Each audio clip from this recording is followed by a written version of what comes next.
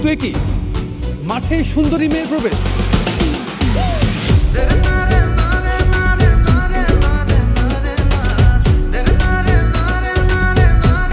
সিয়াম কিন্তু বল হাতে সুন্দরী রমণীর দিকে তাকিয়ে আছে।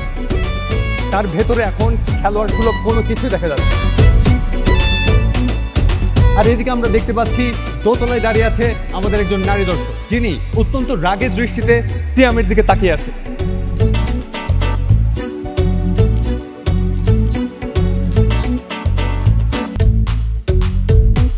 কিরে সিয়াম, বল করিস না কেন? এখনো দাঁড়ায় আছিস? কিরে তুই মূর্তির মতো দাঁড়িয়ে আছিস কেন? মেয়ে মানুষ দেখে তোর হুঁশ থাকে না নাকি? আমি কি তোকে শুধু শুধু ক্যারেক্টার বলি? ভাই ছাত্রনি এমন থাপ্পড় দিব না, একদম 7 দিন পর্যন্ত কান বয়রা থাকবে। ফাজিল বান্দর তো থাকে। কি আমি বান্দর? দেখাচ্ছি মজা।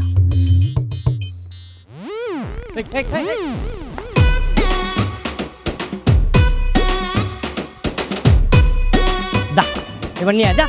কি আমার বাচ্চা, তুই তো বাসায় যা, তারপর তোকে মজা দেখাচ্ছি।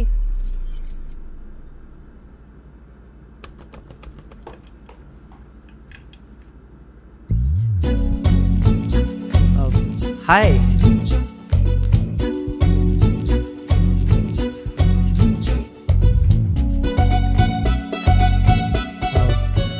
আমি কি তোমাকে হেল্প করবো?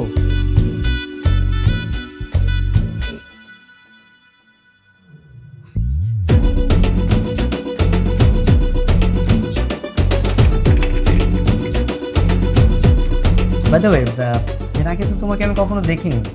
আর এটা তো রাবি আন্টির বাসা। রাবি আন্টি কি তোমার ছোট খালা? ও আচ্ছা আচ্ছা। কিন্তু রাবি আন্টি তো অনেকদিন হয়েছে বেড়াতে গেছেন। আমি জানি, সামনে আমার অ্যাডমিশন পরীক্ষা, তাই এসেছি।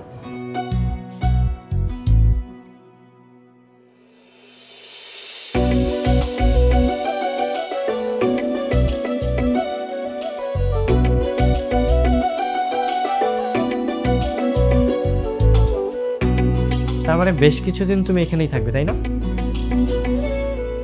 রাবে আন্টি তো নেই, তুমি টেনশন করো না, আমি আছি। তোমার যে কোনো সমস্যা তুমি শুধু আমাকে ডাকবে, আমি তোমাকে হেল্প করবো। হ্যাঁ না না, খবরদার, ওকে কিন্তু তুমি ভুলেও আশকারা দিবা না।